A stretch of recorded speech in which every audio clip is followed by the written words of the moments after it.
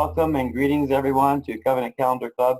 We are so glad that you are here, and we'd just like to give Abba praise and ask that he speaks to us through his word and through the mouth of our instructors this evening.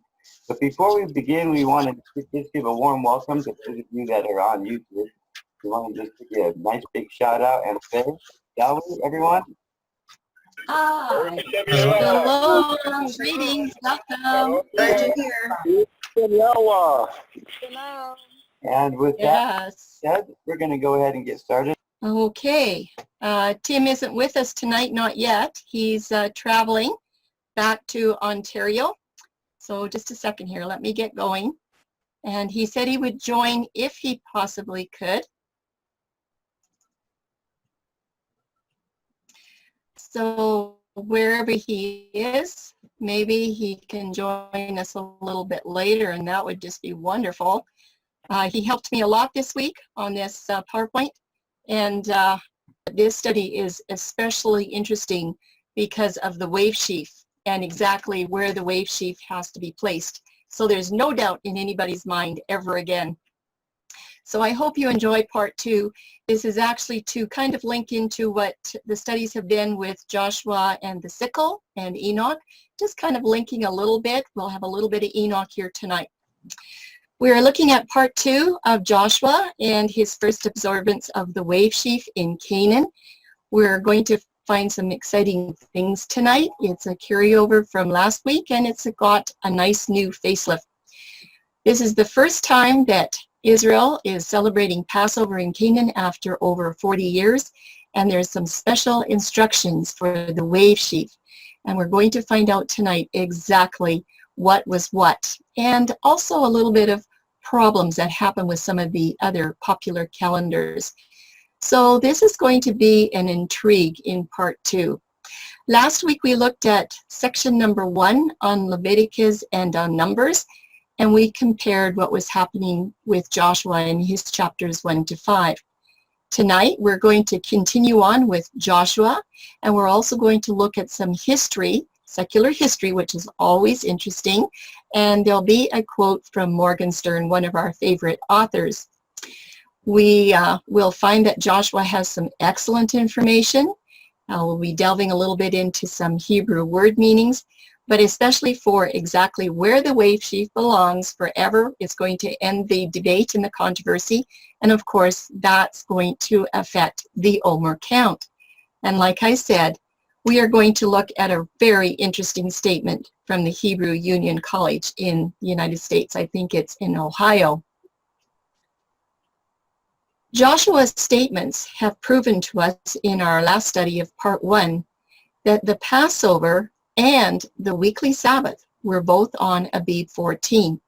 And some were surprised to find out that it's okay to celebrate Passover on a weekly Sabbath, despite the fact that many of the Jews and other people move Passover. They move some of these festivals to another date on the calendar.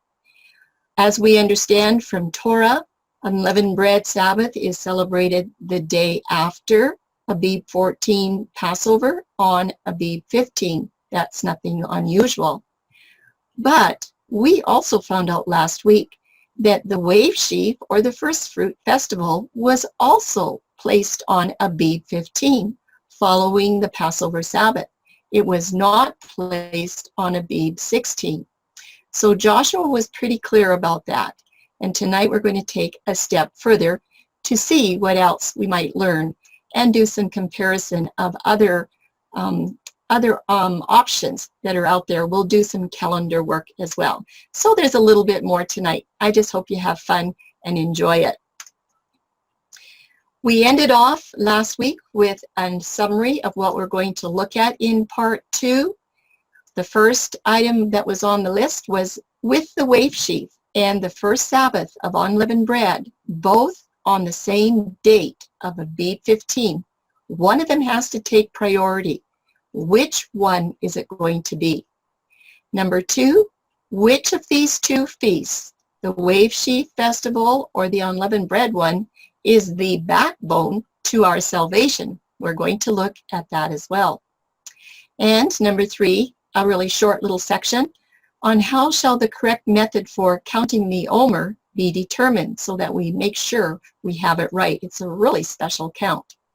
And the last that we're going to look at tonight is what is the tradition of how Wave Sheaf, that wonderful festival, became married to Abib 16.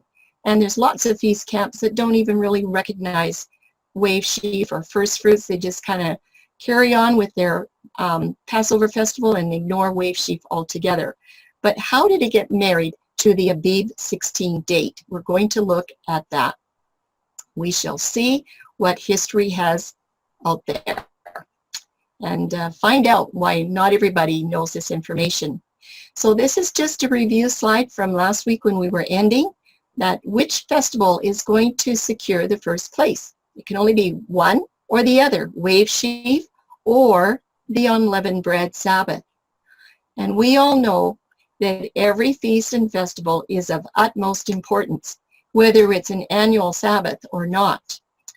But in Joshua's account, it's very interesting because he has two festivals that are sharing the same date of Abib 15.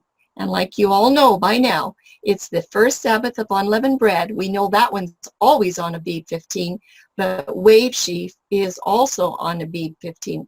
As far as I know, this is the only testimony in the whole scriptures where we find this documentation. So the question is, will Joshua give priority to one of them? Will Joshua make the right choice? And does it matter if he makes the right choice or not? At least it does matter to me. But the Wave Sheaf, it has some clues for the grain. And to understand the importance of Wave Sheaf in the first fruit, it's really helpful to investigate the grain in the land of Canaan. And I do believe that Tim is going to be breaking that open a lot more in his Joshua study. The grain does hold clues to help us to understand how the Wave Sheaf was fulfilled in Yahushua's life. This is the first recorded time of Israel celebrating the full spring festival. Now remember, there is no scriptural account for the celebration of the Wave Sheaf festival in the wilderness. The instructions were, when you come into the land, this is how you're going to celebrate Wave Sheaf. But Yahuwah had promised the Israelites that when they got there, the grain of the land would be ready for harvest upon entering the land of Canaan.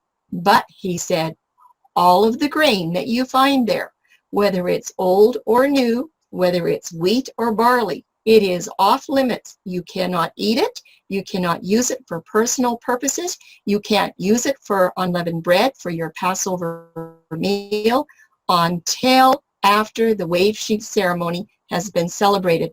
Those instructions were very, very clear. Very special instructions for the Wave Sheaf. There is one command that is extremely significant, and it's even recorded 2 times so that you sit up and pay attention. It's the terms until and another term on this same day. They're very, very important to understand. So we're going to do a little comparison between Joshua 5:11 and Leviticus 23:14 to see if they agree. This is what it says in Joshua 5:11. And they ate of the stored grain of the land on the morrow after the Passover. They ate unleavened bread and roasted grain on the same day. On the same day as what?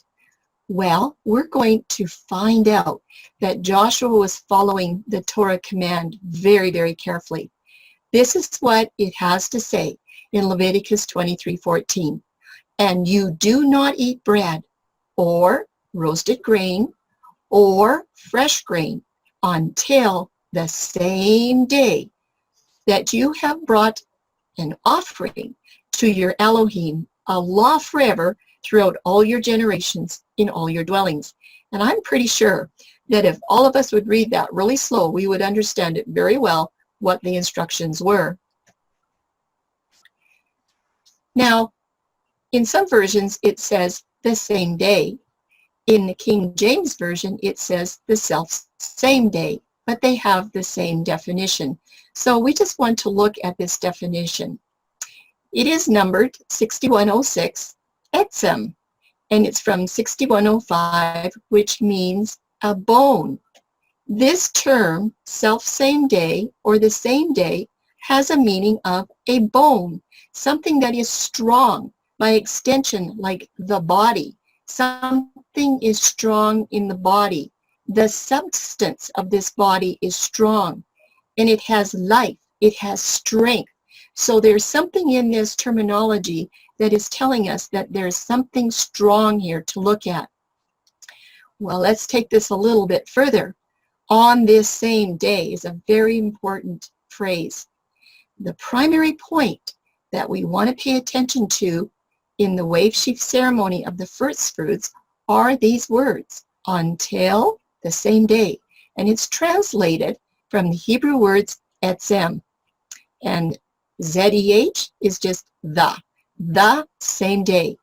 The main word meanings of etzem are firmness, solidity, and bone, just like in a basic skeletal structure, something that is strong. And another definition is essence and substance. We saw some of those definitions in other sources of research. And all these definitions link that wave sheaf ceremony to the self-same day. It's a day of the week. It is not a date of the month. And this has to be fulfilled by the antitype on a very special day of the week. Well, what about Yahusha's life? You know, we often concentrate on the death of Yahusha because it's so special to us, but maybe we should submit a portion of our thoughts to his victory of life over death and just what really happened. Yes, after Yahusha died, there is another single event, and it was commanded to be observed every single year, and it was actually signed and sealed, and it was forever etched into our salvation for eternity. What was that event? That for 1,500 years before the cross, the people were supposed to know what was going on. What about his life that was accepted? Yahusha's death would have no meaning had he not presented himself before Yahuwah, and it was here that Yahusha's sacrifice was accepted as absolute perfection. There wasn't one thing wrong with it.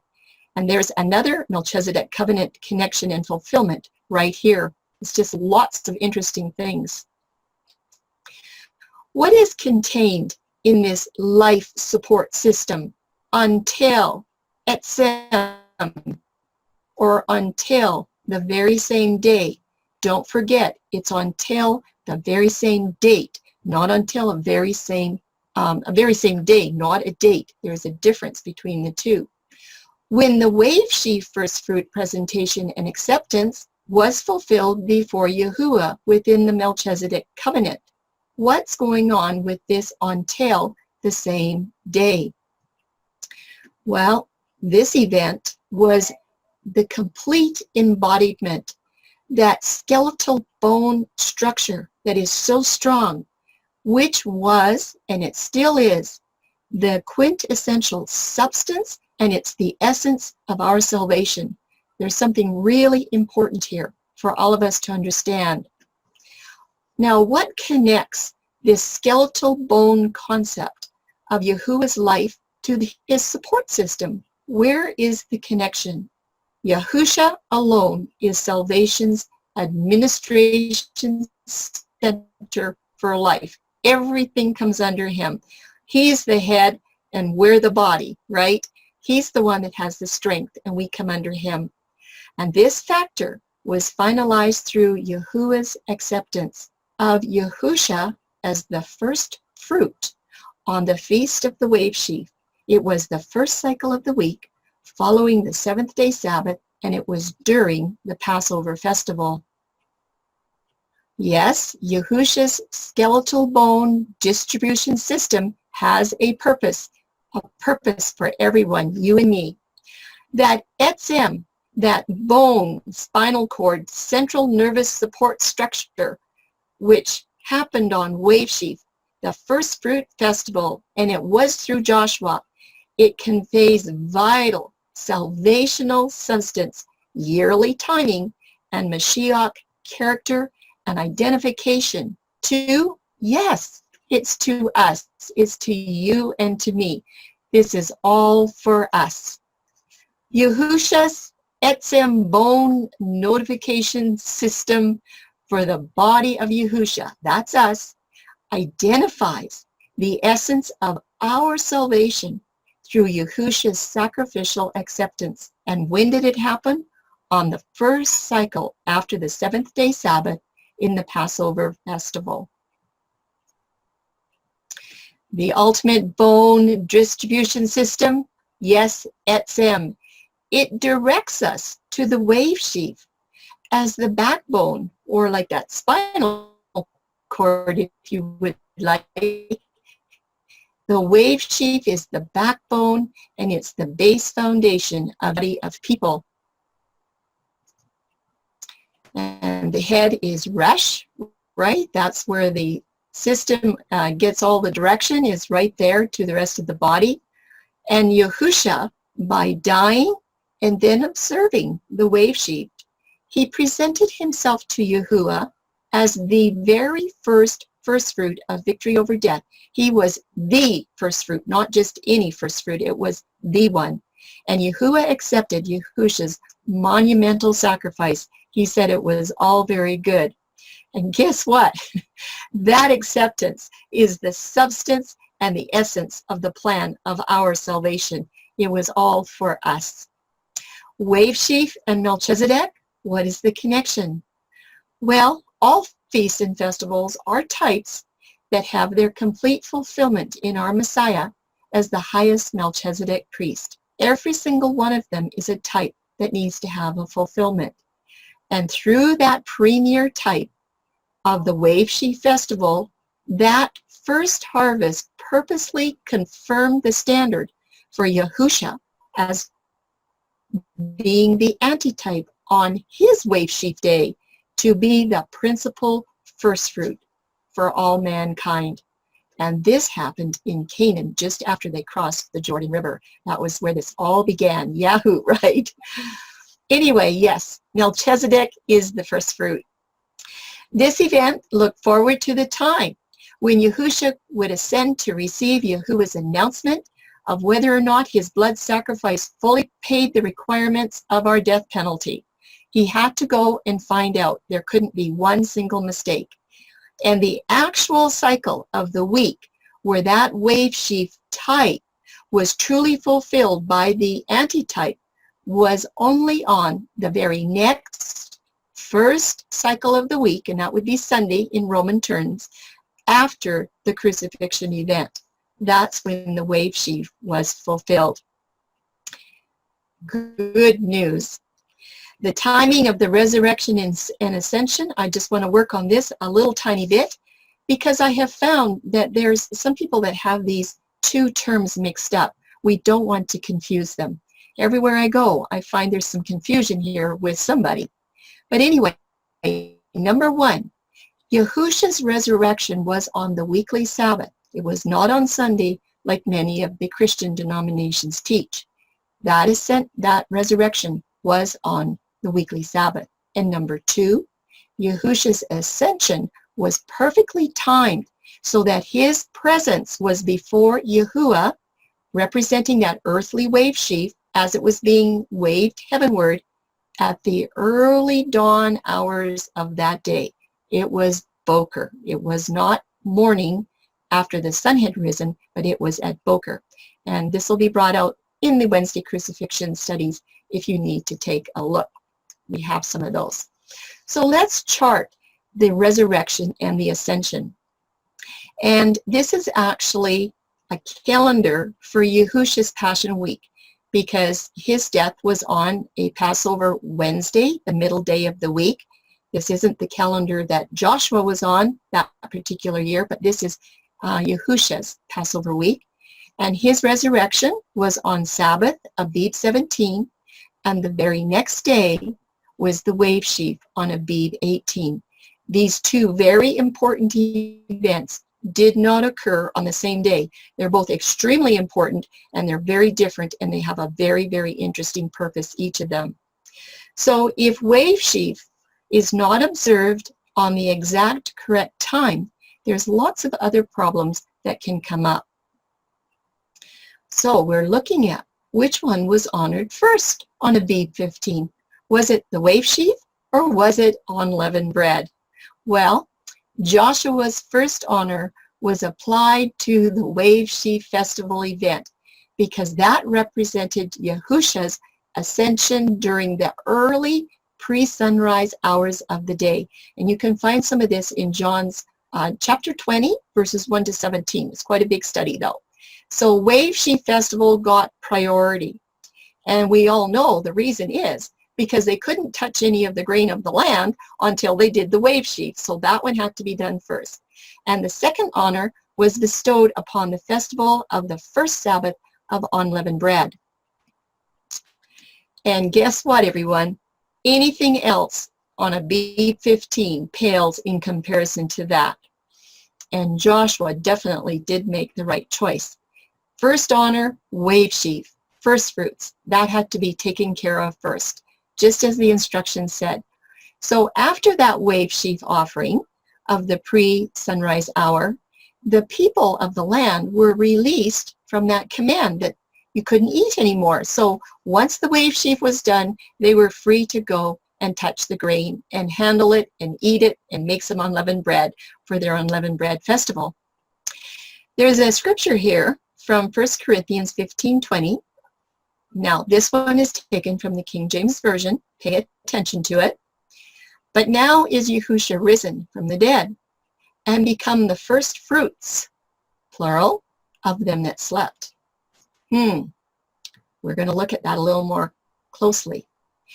Now, the significance of this wave sheaf prophecy that had been going on for 1,500 years, they had been celebrating this wave sheaf prophecy so that everybody would know exactly what day of the week that this wonderful event was going to happen. This should draw a full attention to this skeletal bone structure for this plan of salvation, and it's all through Yahuwah's feasts and festivals. It's really neat. This is a wonderful, wonderful festival to study. First fruits has an X over the S. What is happening here? Well, let's take a look. We're just going to do a little bunny trail for just a moment. When it says, but now is Yahusha risen from the dead and become the first fruits of them that slept, does it sound right that this is plural? Isn't there just one Yahusha, one Messiah? Is this correct to have first fruits as a plural word in this verse? Well, let's take a little look at the interlinear scripture analyzer. For 1 Corinthians 15:20, you can see it says in the brown box there, first fruit. There is no plural. It's just singular. If we take a look at 1 Corinthians 15:23 in the scripture analyzer, it has the same thing. It just has first fruit. So there's nothing plural about this word at all. It is singular because there is only one Messiah and one Yahusha, one Melchizedek, right? Here's some Kodesh intricacies. The Kohen HaGadol, or the high priest, he was the only identity that was approved and accepted to present this singular wave sheaf before Yahuwah. He was the only one that could present it. And Yahusha, as the Kohen HaGadol, presented that wave sheaf before Yahuwah according to Leviticus 23, verses 10 and 11. Yahusha first presented himself as the wave sheaf. He had to be presented first. And then after that, Yahusha's presentation consisted of the first cutting of himself as the first fruit, and then we know that that happened because he had victory over the power of death. Remember, he said, I lay my life down and I take it up again. I have the power to do that. So He had to take care of first business first, and it was himself. And Hebraically, the word fruit is not seen in Leviticus 23 as the wave sheaf. You will see it there in the fall harvest, but not in the spring harvest. So we're going to look at two applications next around this topic of this etsem, this skeletal bone structure of our salvation, Yahusha the Melchizedek. Just a little bit of work on some applications. I'm sure there's many, many more. Well, we all know that Yahusha was the first fruit. He had to be first before anybody else. Yahusha was the wave sheaf. And guess what? Yahusha was the Kohen Hagadol. He was the high priest in every function, no matter if he was wearing the glorious garments or just the plain white linen garments. He is the priest in every function. And of course, Yahusha is also the one who sends the Ruach HaKodesh for you and for me. The second of two applications of this etsem, this skeletal foundation, just very briefly, Yahusha, as the Kohen Hagadol, waves his sheaf contribution before Yahuwah. Well, what is it? This wave sheaf consisted in plurality, many individual stalks of wheat. Well, that has to be us, you and me. In 1 John 4:13, we read, "Hereby know we that we dwell in him and he in us, because he has given us of his Spirit." So he's waving that sheaf that is made of many, many, many stalks of the harvest. Yes, Yahusha presented each individual stalk of wheat within that sheaf, and that's representing the people that were raised at the earthquake. You see that in Matthew 27. And that was his first fruit, offering to Yahuwah of the first fruits that he brought. And I'm sure that along with the angels, they were saying, "Worthy is the Lamb that was slain." Yahusha, the first of the first fruit. In the Interlinear Scripture Research Bible, it says it this way: "But now Messiah has been raised from the dead and has become the first fruit of those having fallen asleep." And that makes more sense. And there are other scripture versions that have the correct wording so that we can be in alignment with the Torah commands. So most of the Bibles say first fruits, but this one doesn't, and it's the right one. Yes, Yahusha became the premier first fruit and the principal wave sheaf. And he's the one that offered his personal first fruits as one wave sheaf once. He only did it once. Now, we're just going to take a really short break, and we're going to come back to the wave sheaf topic after we look at just a few events about Abib 16. And I think it's only one slide. But the question is, what? No more manna? We want to look at that before we go any further. This is the last chart in a group of 7 that we've been working on. And on Abib 16, when they woke up on that second cycle of the week, it was a Monday in Roman terms, there was no manna on the ground. And they now have a change of diet in the land of milk and honey. So just a little review for those that might be new. Passover was on Abib 14. It was on a weekly Sabbath. It was a 7-6 Sabbath. That is a weekly Sabbath. It's not a feast Sabbath. And they celebrated Passover at even, just as it says in Exodus. Then, the very next day, we see in Joshua 5:11 on Abib 15, the first thing that they did was celebrate the Wave Sheaf Festival. And then after that, they celebrated the Unleavened Bread Sabbath, and that's when they got to eat the stored grain of the land on the morrow after the Passover. So that works out perfect. Unleavened bread follows on the 15th, just right after the 14th, and it was also the wave sheaf on the very same day. And just a little review, let's read these verses because it's really easy to remember how these connect together. Leviticus 23:11 and Joshua 5:11. They both are saying about the same thing. In Leviticus it says, "And he shall wave the sheaf before Yahuwah for your acceptance.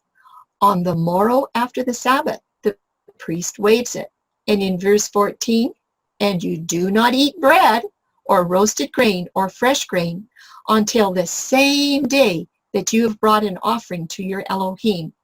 And this is a law forever throughout your generations in all your dwellings. And then the next day, no more manna. On Abib 16, that was it. They were able to have the grain and the fruits of the land. And it says right in the very next verse of Joshua 5, verse 12, and the manna ceased on the morrow after they had eaten of the old corn of the land. Neither had the children of Israel manna any more, but they did eat of the fruit of the land of Canaan that year. Must have been a wonderful, wonderful day for them to taste the grains of the land one more time.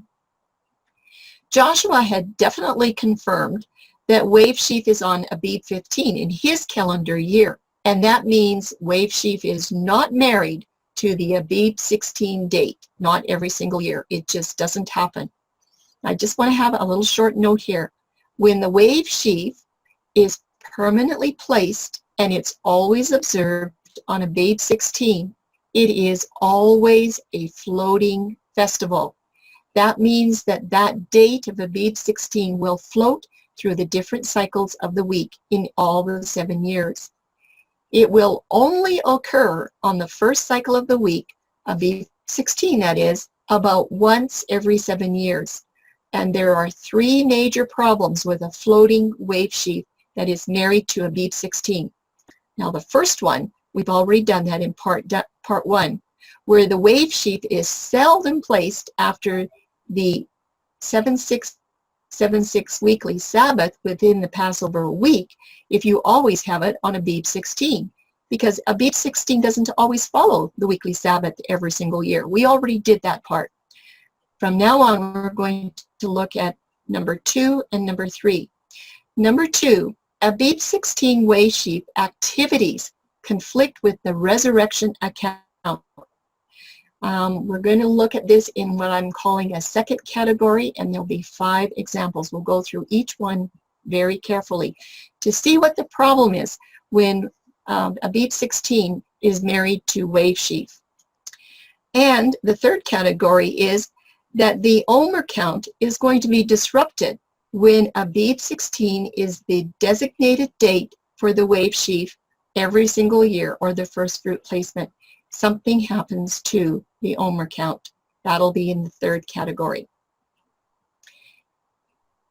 The wave sheaf is really important, and it's really important that we know that it always follows the weekly Sabbath.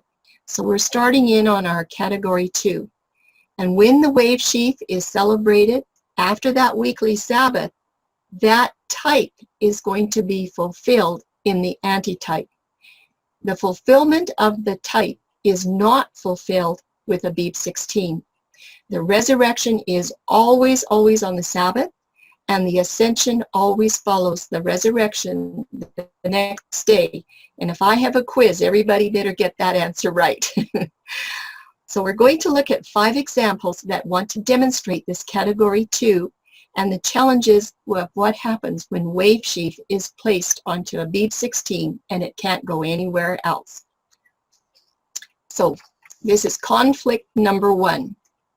I'm just going to try to go a little bit slower. We have 5 of these slides. I'd just like you to watch very carefully what's happening. In this conflict, we have a Sunday Passover. You can see the day is in red. It's a Sunday Passover. This does happen about once every 7 years. And we have Abib 16 as wave sheaf. And we also are going to look at what happens. So we've got a Sunday Passover. We know when that happens, we need to go all the way to the Sabbath, which represents the resurrection. That's where the resurrection is going to be celebrated in the type, okay? And we know that if there's a Tuesday wave sheaf, guess what happens? You're celebrating the ascension before you ever get to a resurrection. And if you do that, the people will never understand that Wave Sheaf Ascension has to happen after a resurrection. They won't know what day of the week to watch for when this is going to happen. So you'll notice on the charts here that I've always got resurrection on Sabbath. That is the antitype fulfillment. That's where we remember during the Passover week that the resurrection's always going to be on a Sabbath, no matter where Passover is. In the bottom part of our slides, we're going to have what happens on the covenant calendar. We still have Passover on a Sunday in this particular year. And guess what? We need to go all the way to the weekly Sabbath, and that's where we celebrate the resurrection. It is not on Abib 16, because we know that the Ascension, or the Wave Sheaf, is always celebrated the day after the Sabbath in the Passover festival week. And that's according to Torah statutes. So that's what happens on a covenant calendar. We don't have to worry about bypassing the Ascension. First we get to the resurrection, and then we know the very next day will be a prophecy. For those people before the cross, it was a prophecy that that's where the Ascension was going to happen. Well, let's look at conflict number 2. We're not going to do every single day of the week. We're going to do 4 examples so that you get an idea. This is going to be a Tuesday Passover, or a Passover on the 3rd cycle of the week. And this would be an example of Moses when he was leading the children out of Egypt. That Passover was on a Tuesday. And Wave Sheaf this time is on a Thursday, because that is Abib 16. Let's look what happens. We start out with Passover. We need to go all the way to the weekly Sabbath, because we know that's where the resurrection has to happen. But unfortunately, we have an Abib 16 Wave Sheaf that says, no, you have to celebrate me first. But that's the Ascension. How can the Ascension come before the resurrection? So once again, in a Tuesday Passover on a calendar, Abib 16 is going to fail to prophesy the right day of the week that Yahusha is actually going to wave that sheaf offering. They won't have a clue which day it is. Well, let's look and see what happens on the covenant calendar. Because we had this last year, not this year. Last year was a Tuesday Passover. And this is what happens with Wave Sheaf on a Tuesday Passover year. We go all the way to the weekly Sabbath, and there we celebrate the resurrection on Sabbath. And sure enough, the very next day is Wave Sheaf. On Abib 19, it would be the Ascension, wouldn't it? It's correctly celebrated after the weekly Sabbath, and that is according to Torah statute. It's really easy. Covenant calendar is so easy. This is conflict number 3. This is about a Friday Passover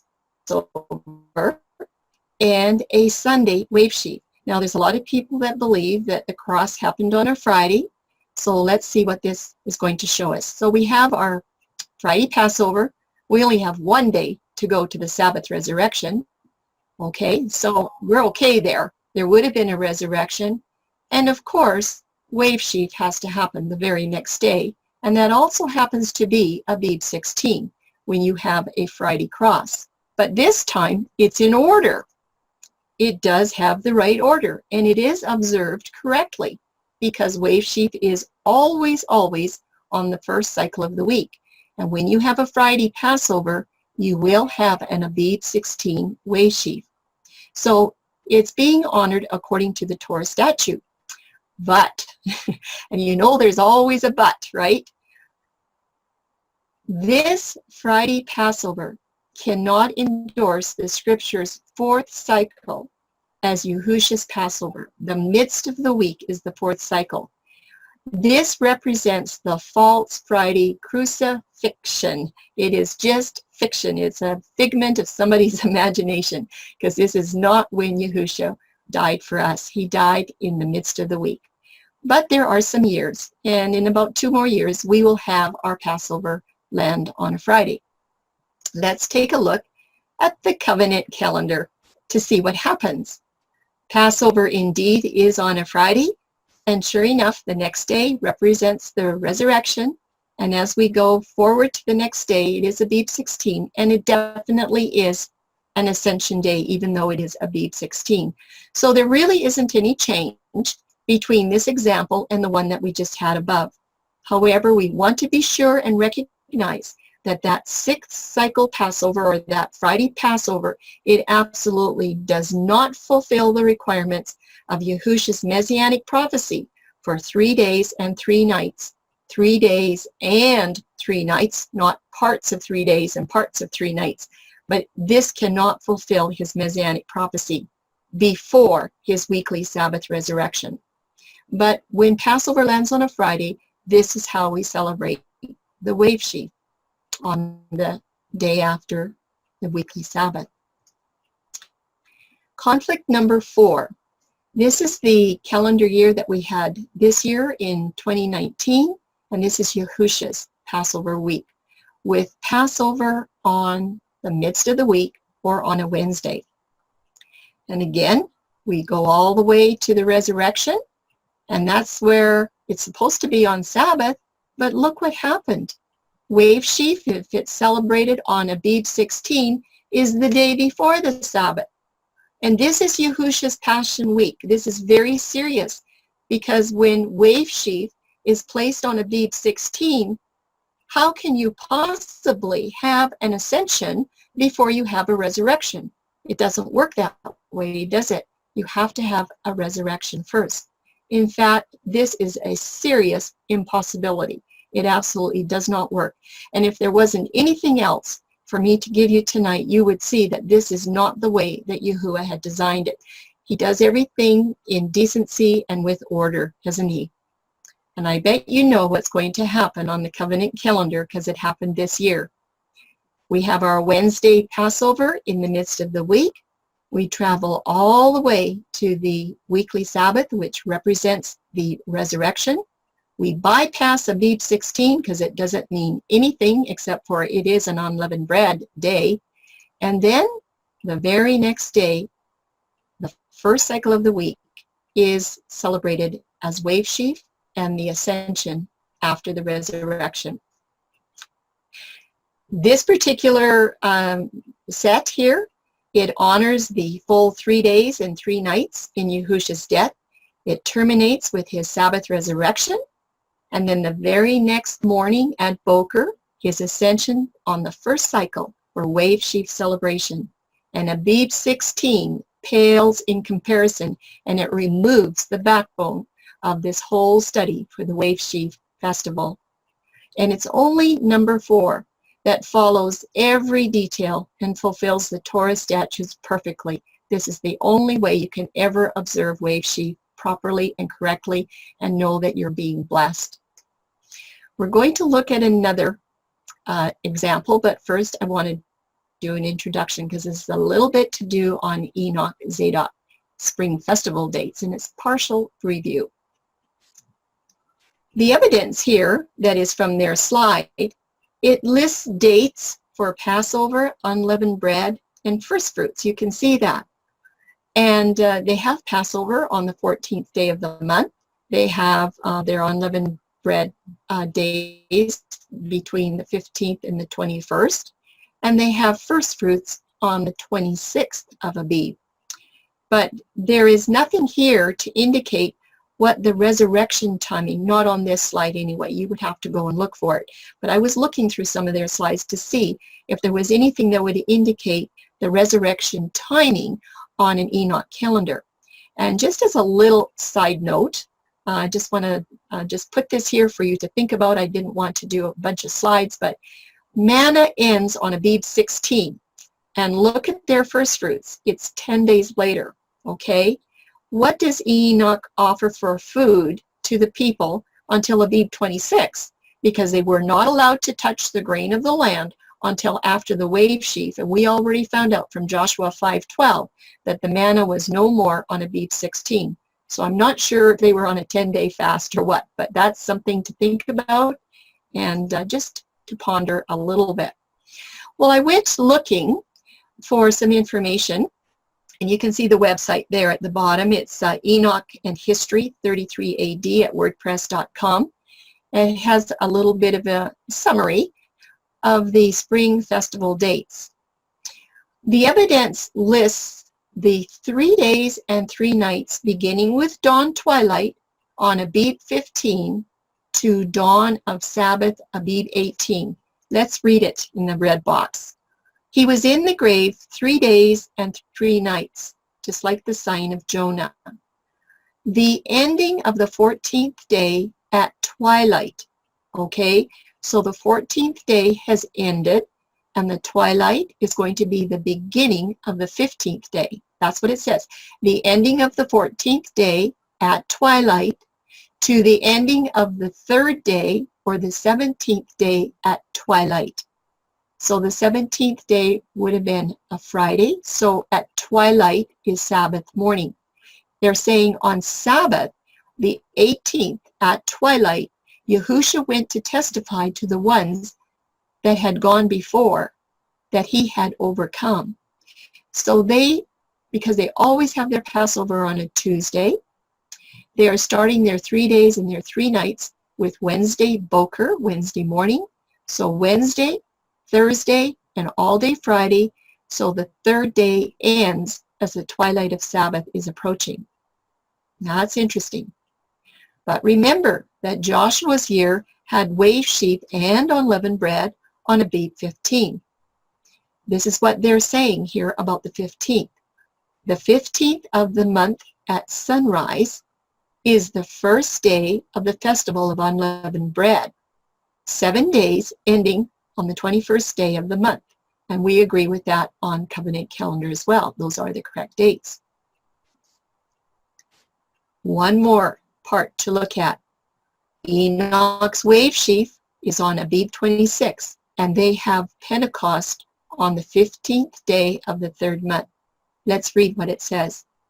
On the 26th day of the month is the wave sheaf offering, and it's the beginning of the Feast of Weeks, 50 days or 7 weeks, and a day ending on Pentecost Day, the 15th day of the 3rd month. So they're making it very clear here that wave sheaf is celebrated on Abib 26. This is a week after the Passover festival, okay? And they're specifying that Pentecost must be on the 15th day of the 3rd month. Now, we're not going to do that part tonight, but we're going to finish that part with Joshua and the sickle in part 3 and just find out exactly why, everyone, why Enoch wants to have their first fruits on Abib 26. They have a very good reason, whether it's right or wrong. They have a very good reason. So let's continue on. We're going to chart Enoch's evidence. I'm calling it conflict number 5. Every single year, they have a Tuesday Passover. They start their year on a Wednesday, the midst of the week, because they say that's the day that the lights in the sky were commissioned with light.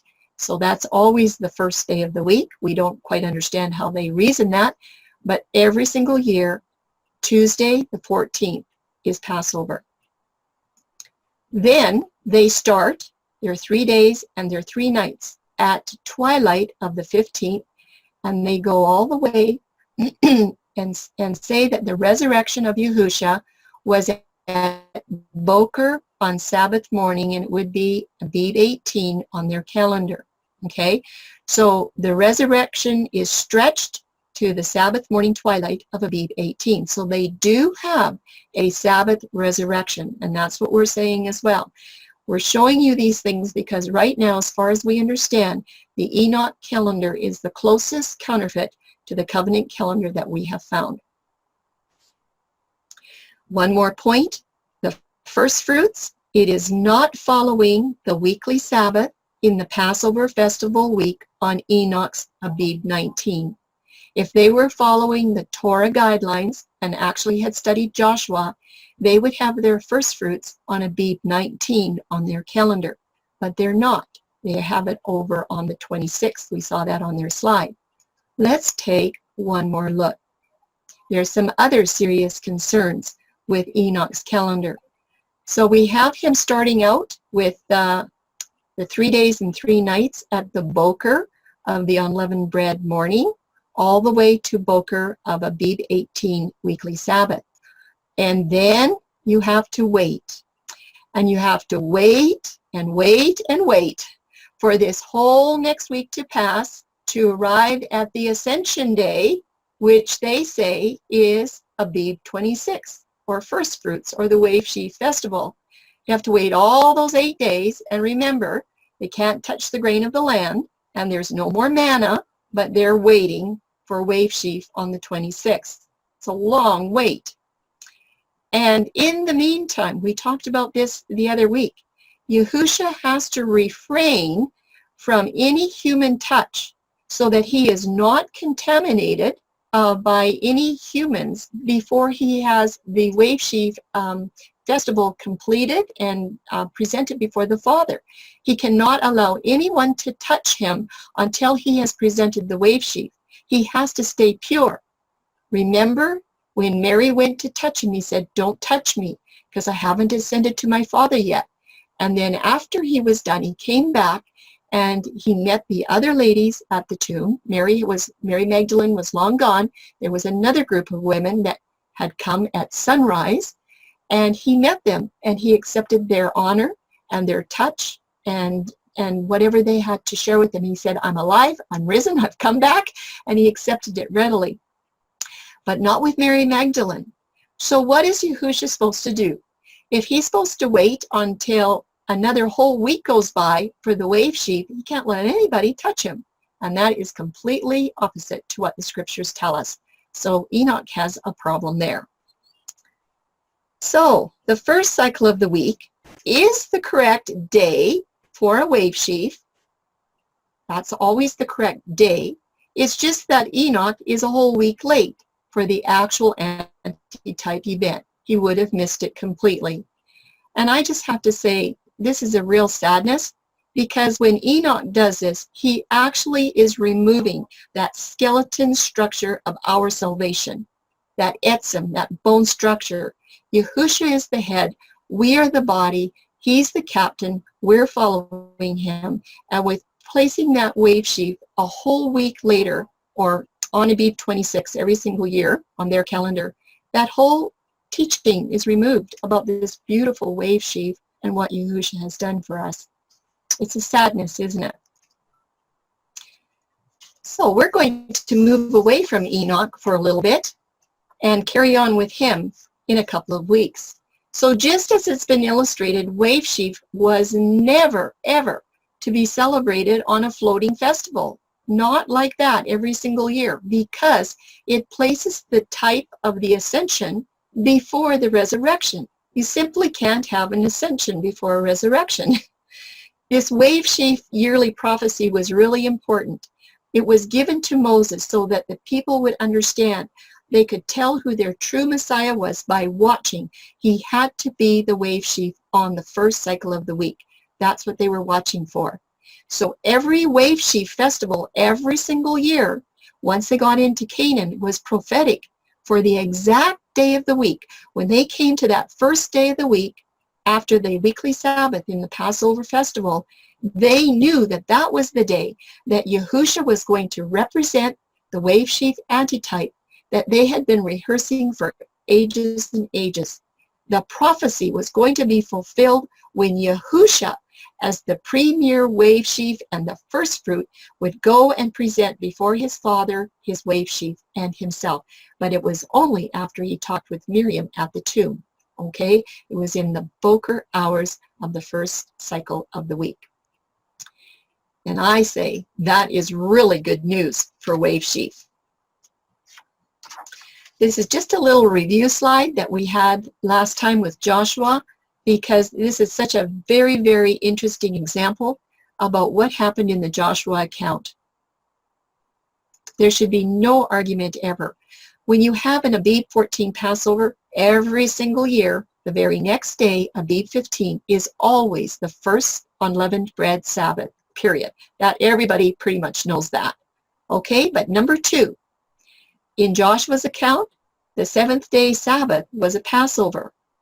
And when you have a 7th day Sabbath, after or on the Passover, then you always have the wave sheaf following that seventh-day Sabbath in the Passover festival.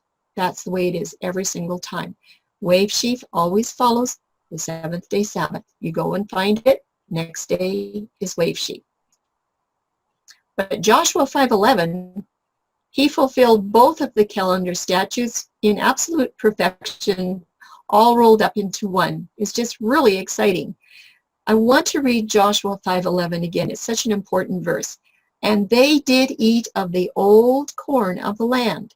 On the morrow after the Passover, they ate unleavened cakes and parched corn on the selfsame day. So we're talking here about two morrows, the morrow of the wave sheaf and the morrow of the unleavened bread Sabbath. There's two of them, but they both fall on the same day. The first one is the wave sheaf morrow after the Passover, and the second one was the unleavened bread Sabbath, and it also was the morrow after the Passover. The 15th is always the morrow after the 14th.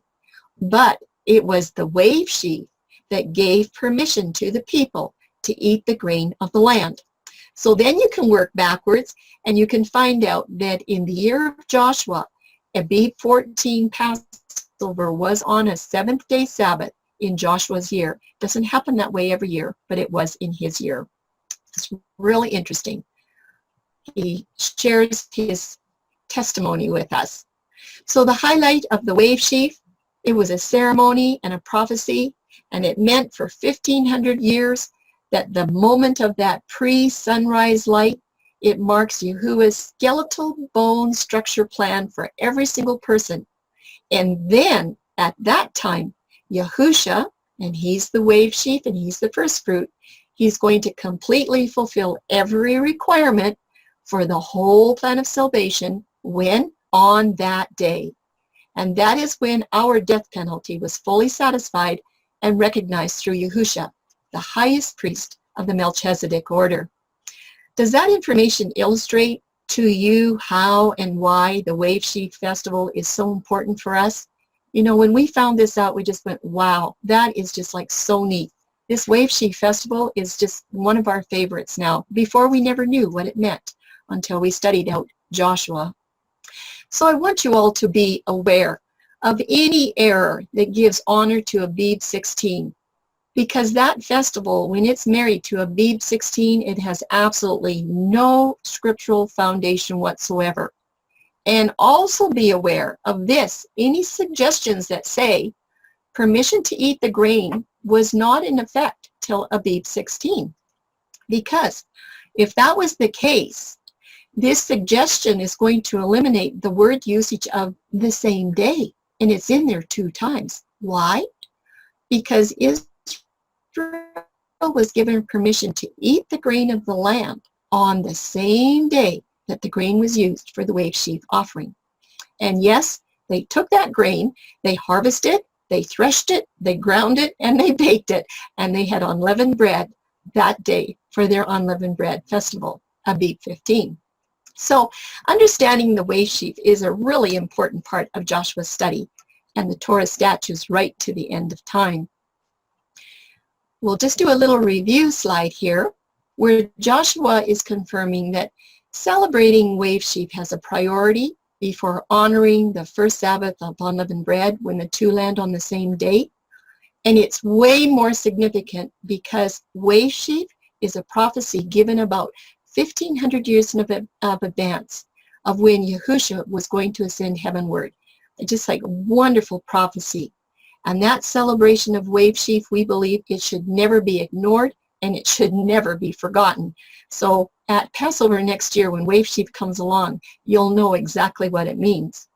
Now, I just have a question here for thought. We're not going to go and explore it, but I want you to think about this because this does happen. When you have a Friday Passover, you will have the first Sabbath of unleavened bread on the weekly Sabbath. They will be both on Abib 15 on the weekly Sabbath. They're sharing the same date. So now you have a feast Sabbath and a weekly Sabbath on the same date. Which one takes priority? Which one do you think would take priority? When the Wave Sheaf and the Festival of Unleavened Bread were on the same date, one of them took priority. It was Wave Sheaf. So when Feast of Unleavened Bread falls on a weekly Sabbath, what do you think? Which one takes priority? Maybe we can talk about that at the end of the program. Many that honor the feasts and festivals, they understand that Wave Sheaf is always on Abib 16. Don't tell me anything else. That's what I learned. My teachers are great teachers, and they ought to know what they're talking about. In other words, when Wave Sheaf is married to Abib 16, then it's going to be floating on any day of the week from year to year, and we've seen that happen on 4 examples. And we're saying, well, why is that a problem? Well, there's 2 reasons, and we've done some of it already. By statute, Wave Sheaf always have to follow the weekly Sabbath every single year. And we know, just by looking at the calendar, that Abib 16 doesn't follow the weekly Sabbath every single year. It's not a possibility. And the correct prophetic day of the week, as specified for the Wave Sheaf Festival of our Messiah's first ascension, is completely obliterated when it's tied to Abib 16. For all those years that the Israelites would have been practicing foolishness if that's what they were doing. There would have been no reason to have Wave Sheaf on Abib 16. It doesn't mean a single thing.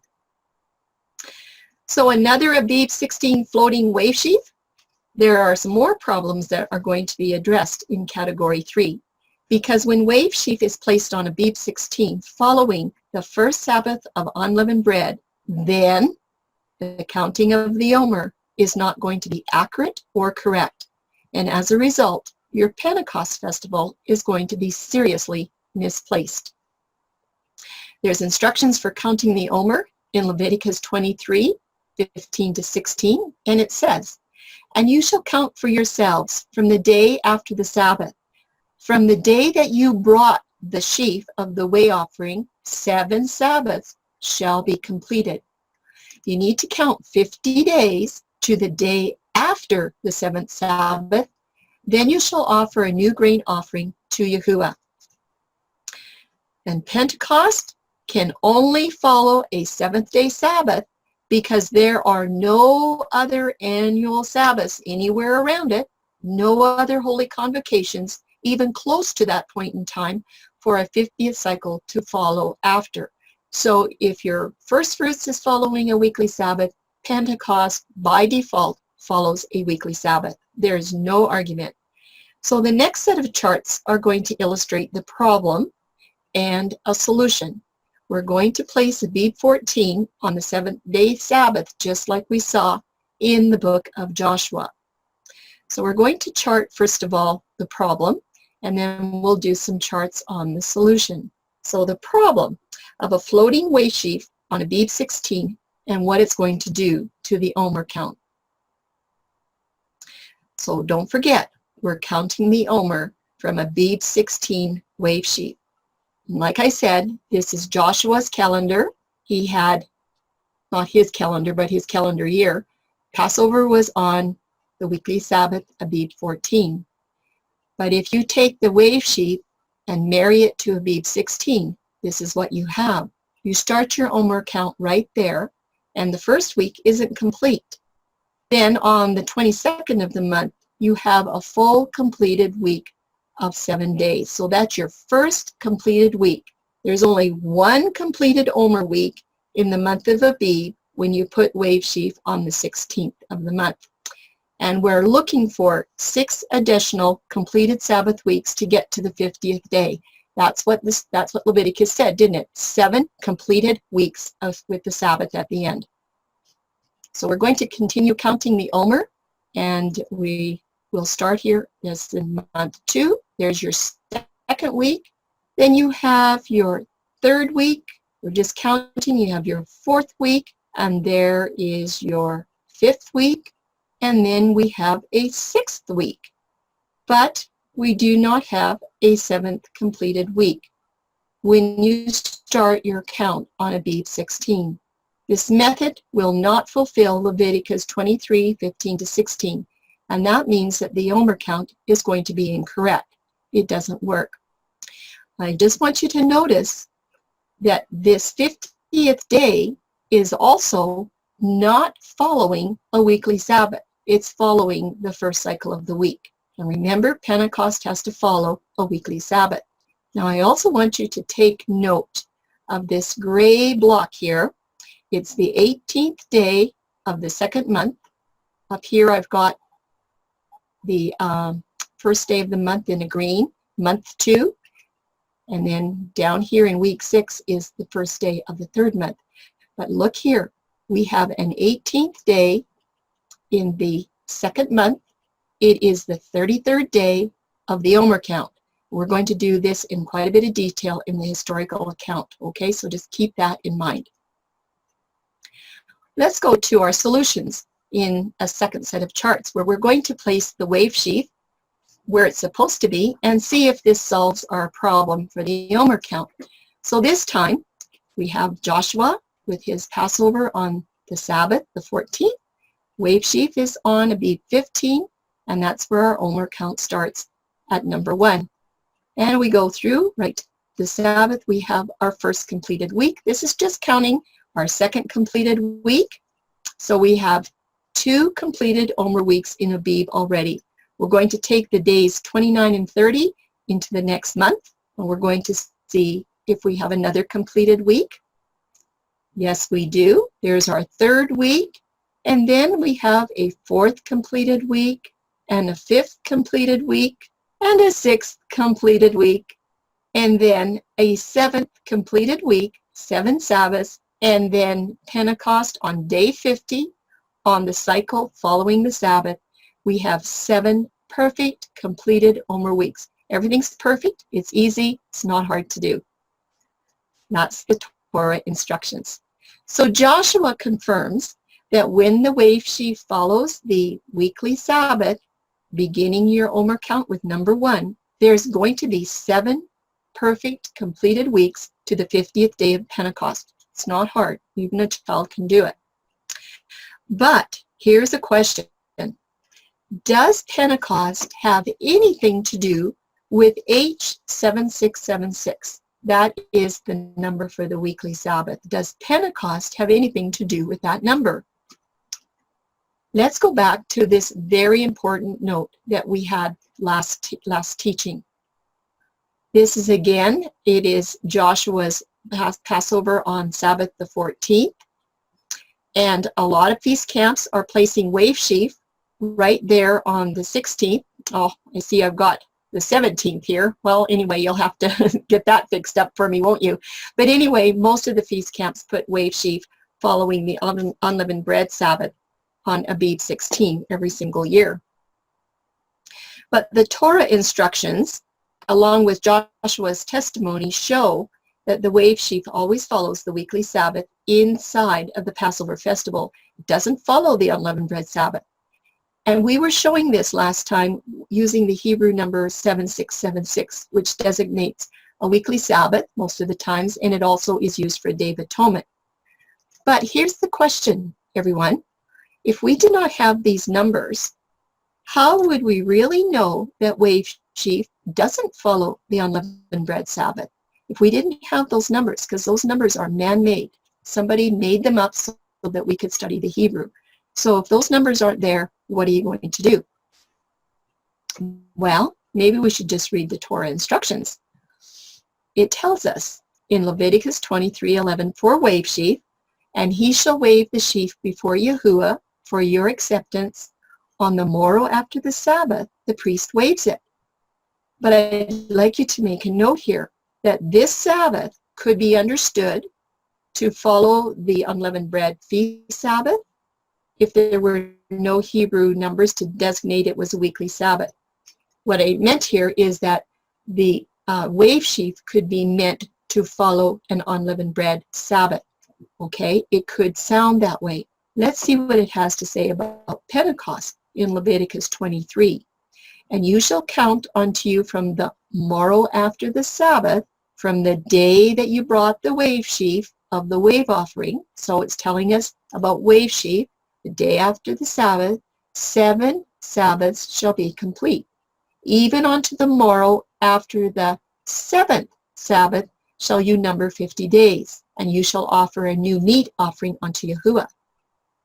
So here's a note.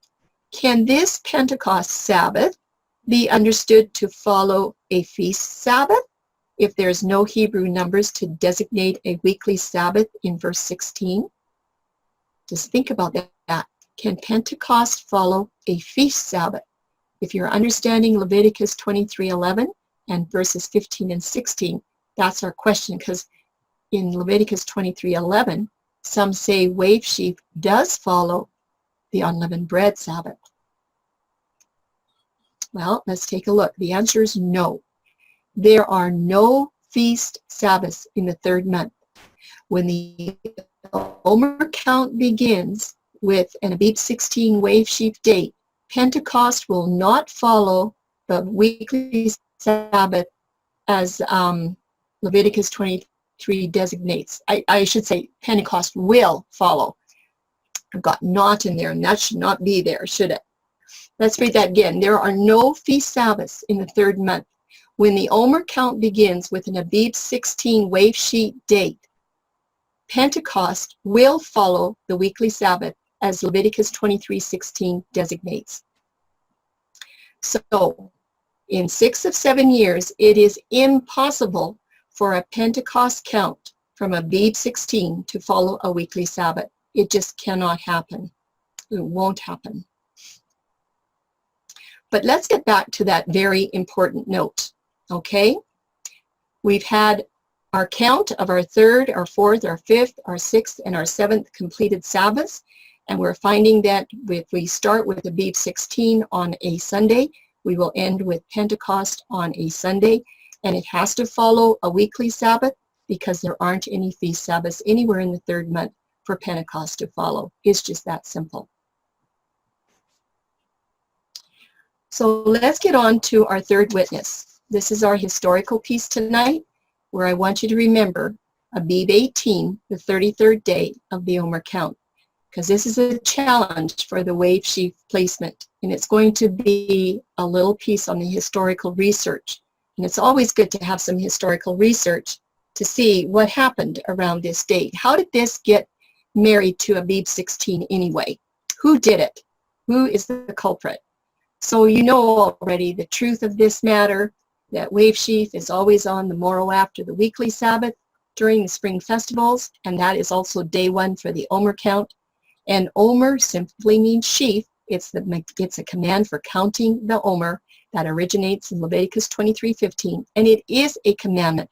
You are supposed to count the Omer for 7 complete weeks from wave sheaf to Pentecost, and then you have your 50th day. But the tradition is that the wave sheaf festival is always fixed to a Abib 16 date, and it's going to float all over the calendar on any day of the week on any given year. But we want to now look at something new, the counting of the Omer according to Jewish tradition. This is the new part of our study. Yes, Jewish tradition tends to lead the way. The Jewish Omer count from wave sheaf to Pentecost always begins on the 3rd day of the Passover Spring Festival. So the 14th is the first day, the 15th is the second day, and the 16th is wave sheaf on Abib 16, the 3rd day.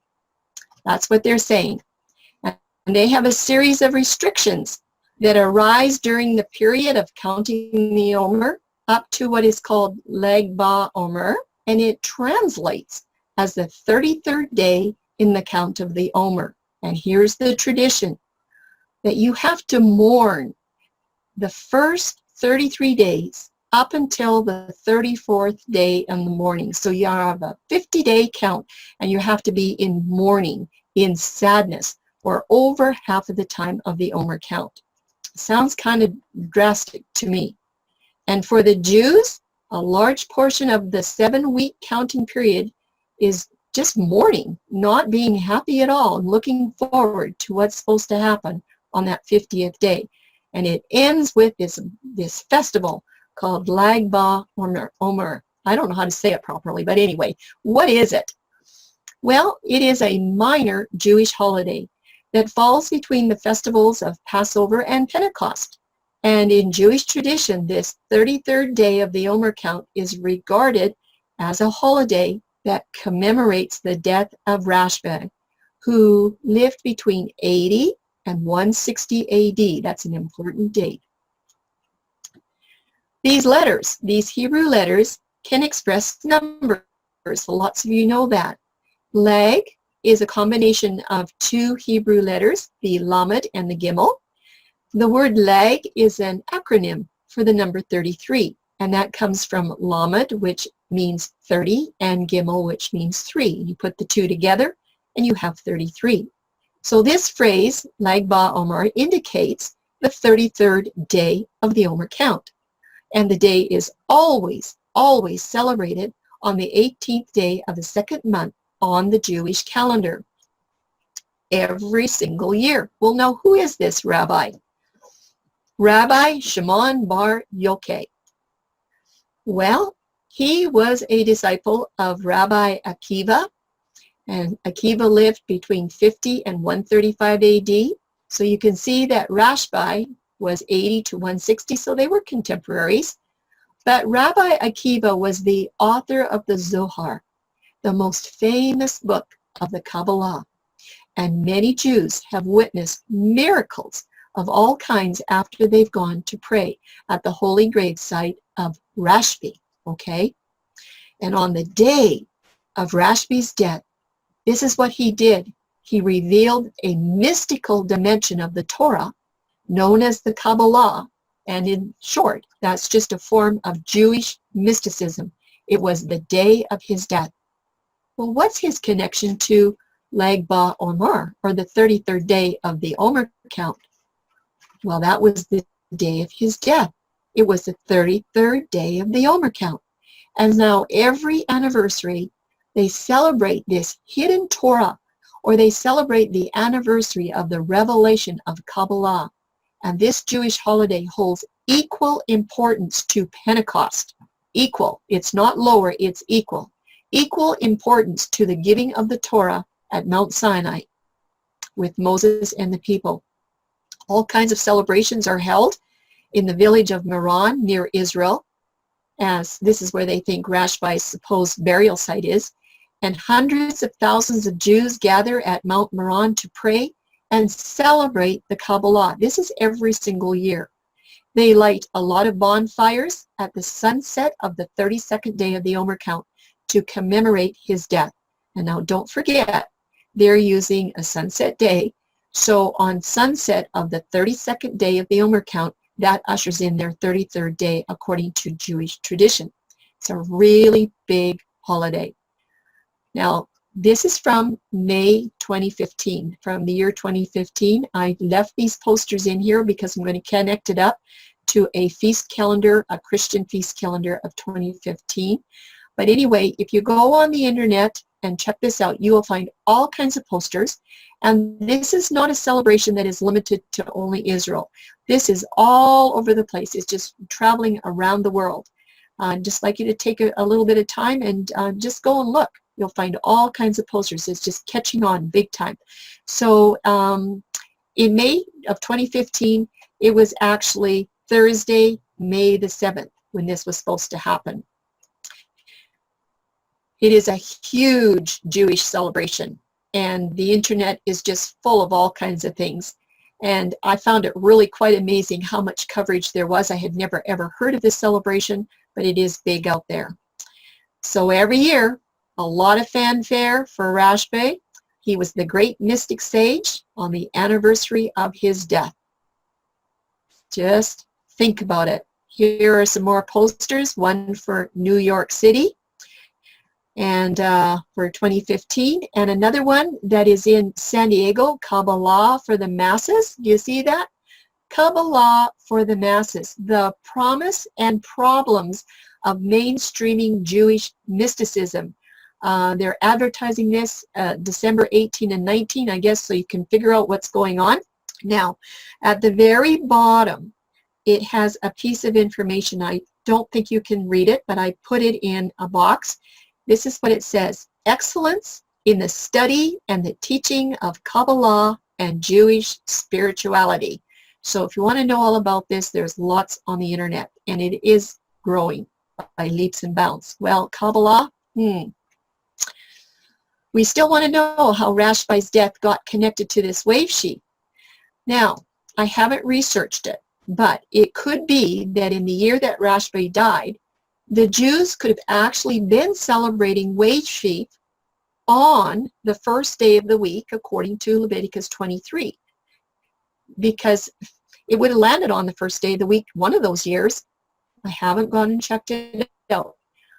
But that means that the 33rd day of the Omer count would still be on the 18th day of the second month for that year only in that year. And he died on the 33rd day of the Omer count. That is a mystical number that's very interesting. So now you count back for nearly 1,860 years.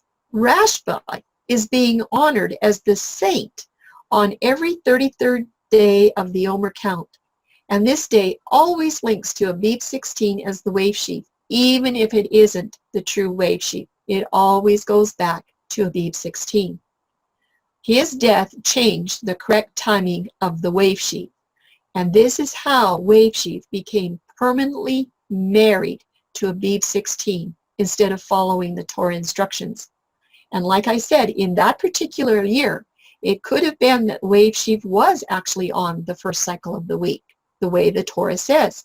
But when it got married to Abib 16, if Abib 16 was on a Sunday that year, it doesn't fall on the first cycle every single year. We all know that. Our birthdays don't fall on the same day every single year. It always moves. So since that time, the 33 days are always counted back to Abib 16, so that Rashbi's death is always celebrated on the 18th day of the second month. However, this event not only became a problem, but now it's widely accepted by everybody that's when wave sheaf belongs. It's an accepted counterfeit, just like sunset is an accepted counterfeit for creation's day start. Nobody even thinks about going to check it out to see if it's the right date or not the right day.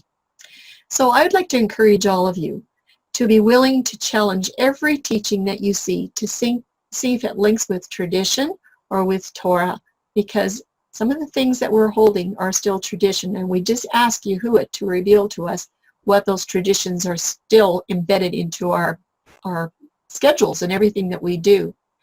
Well, should covenant Torah keepers observe this 33rd day of the Omer count? And I say no, never. This holiday is not a Torah command, and it's derived entirely from rabbinic and occultic tradition. And everything about this celebration is linked to those mystical writings of Kabbalah. You know what? Rashbi didn't acknowledge Yahusha as Messiah. He didn't want to have anything to do with him. And Kabbalah is a deceptive system of thought, and it seduces people into denying that they are sinners and that they even need salvation. In fact, they really think they're divine beings. They don't need anybody to save them. They don't have any need of a savior. Everybody's pure, and they just need to be enlightened. And guess through how? Through Lucifer. They don't really need wave sheaf. They don't need a Messiah to present the wave sheaf. They're far beyond that. So it's clear that this traditional wave sheaf linked to only Abib 16 has some really strong ties to Kabbalistic ways, including mysticism and all associated links to the Jesuits and secret societies. And I have a question. Why are so many so-called Torah feast keepers honoring Abib 16 when this date is widely connected to such mysticism? Well, I used to do it. I didn't know, but now that we know, maybe we just need to let them know. Let's just go and tell them. I didn't know this. We observed Abib 16 for years and years and years, but not anymore. There's no way. Lag Ba'amar definitely counterfeits the true meaning of wave sheaf in my estimation. Yahusha did not ascend to heaven on any day of the week except for that first cycle, which was the day after the weekly Sabbath. And should honest Torah keepers sever their connection to this yearly Abib 16 wave sheaf? And I say yes, absolutely. We need to get away from that. We don't want to have anything to do with that Kabbalah stuff. Does that mean that the wave sheaf is never ever on Abib 16? No, it doesn't. We already showed that. There is no rule in the scriptures or in Torah that wave sheaf can never ever happen on Abib 16, because we already looked at the calendar. When Passover is on a Friday, Abib 14, then Abib 15 is Unleavened Bread Sabbath, and the day after that is when wave sheaf happens, and that happens to be Abib 16. So yes, it can land on Abib 16, but that's about once in every 7 years. Many feast keepers and ministries have wave sheaf married to Abib 16, and it really behooves me to wonder how they missed the clear instructions from the Torah, because a lot of them were our very good feast teachers. They didn't find it. But what is the result?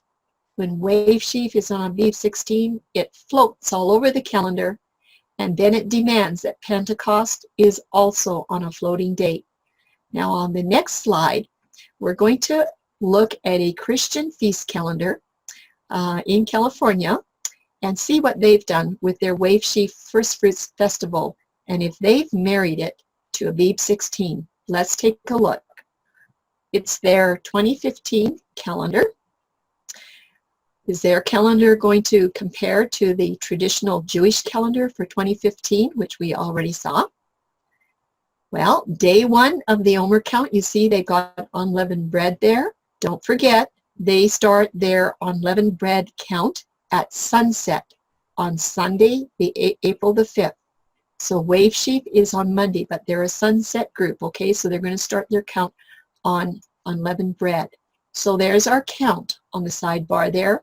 The first week you have 1 to 7, then you have days 8 to 14, then you have Omer count 15 to 21, and you have Omer count 21 to 26 in the month of April 2015.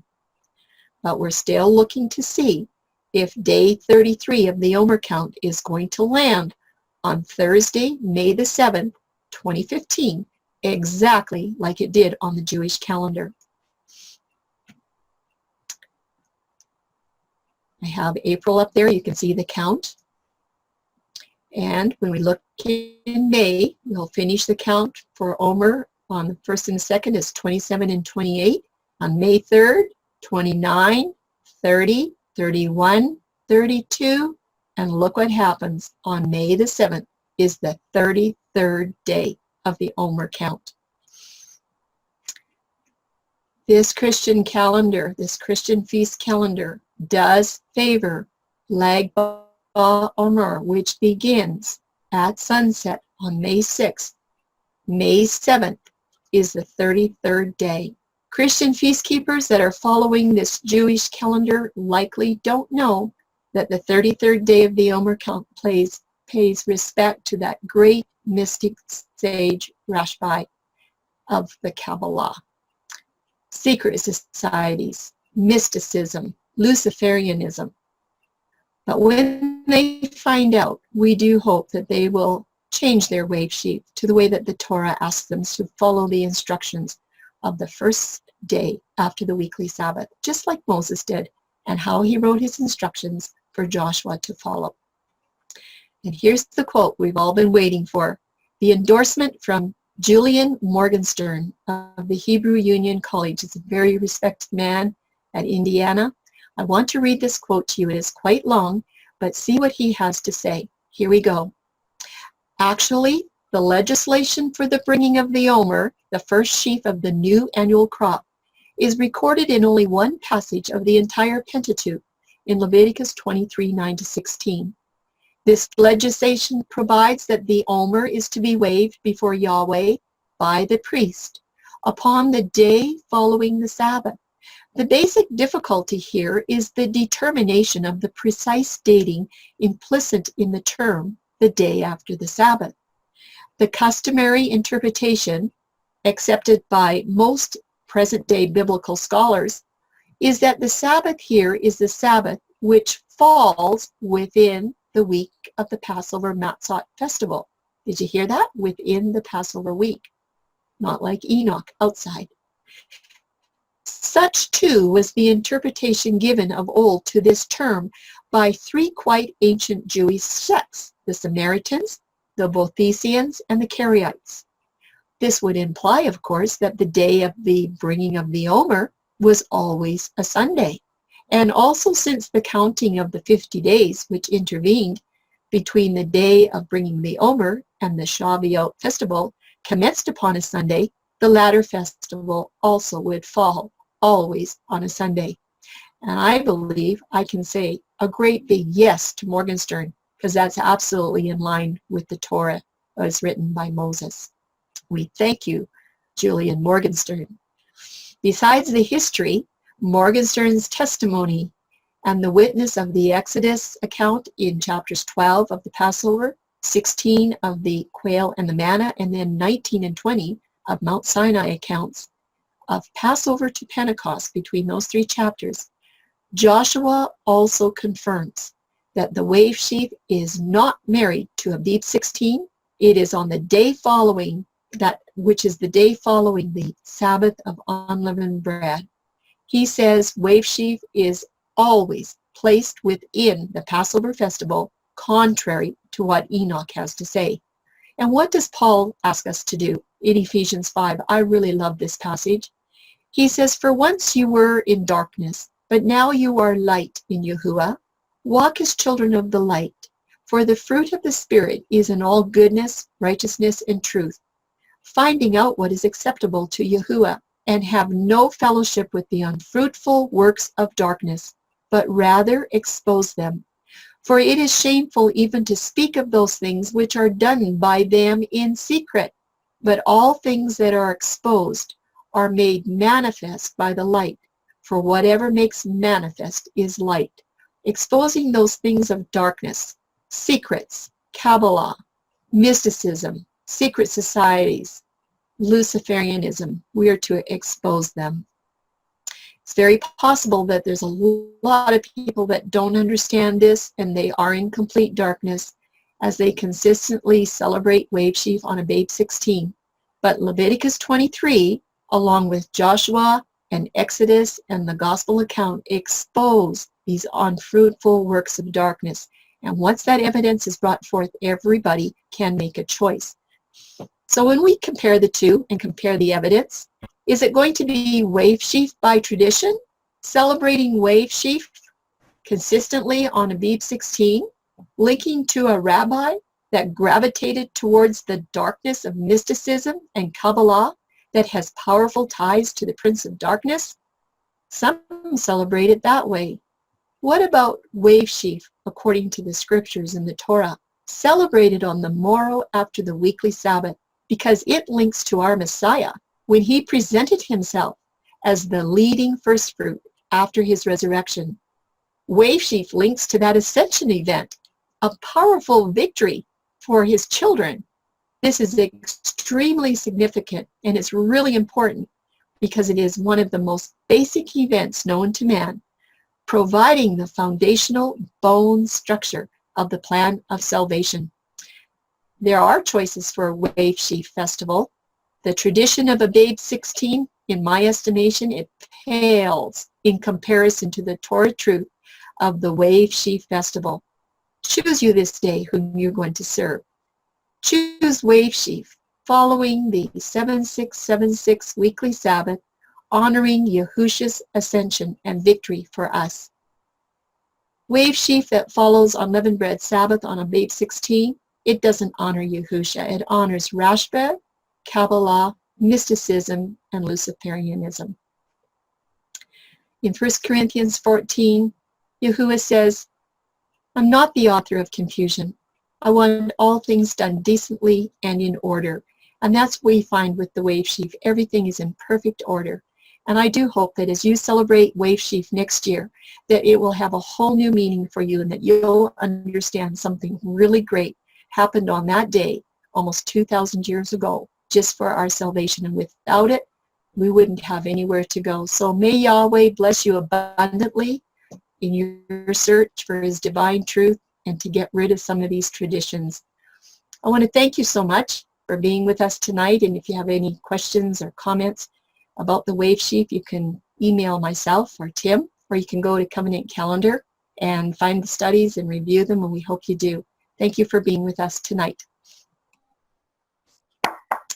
Thank you very much. Well done. Thank you. Very Oh, cool. Wow. So let's pop the question. When is the Wave Sheaf offering? Anybody? So it's on the Sunday following the weekly Sabbath during the Feast of Unleavened Bread. But yeah, that's right. Praise Yah, Michelle. Hallelujah. Hallelujah. Okay. yeah, that's a good thing. That's a good thing, because anybody gets it wrong is going to write 100 lines. Stacy? I was shaking my head again through the whole thing. I'm just amazed. You know, one of the things that got me the most was the ascension being at Boker. I mean, the magnitude of the dawn and everything that happens at dawn is, I feel so bad for people that don't understand this, because it's so powerful. It from the very beginning of time, the dawn was important, and even his ascension. And I'm so glad you explained the difference between ascension and resurrection. I was one of those people that was getting it confused on the days.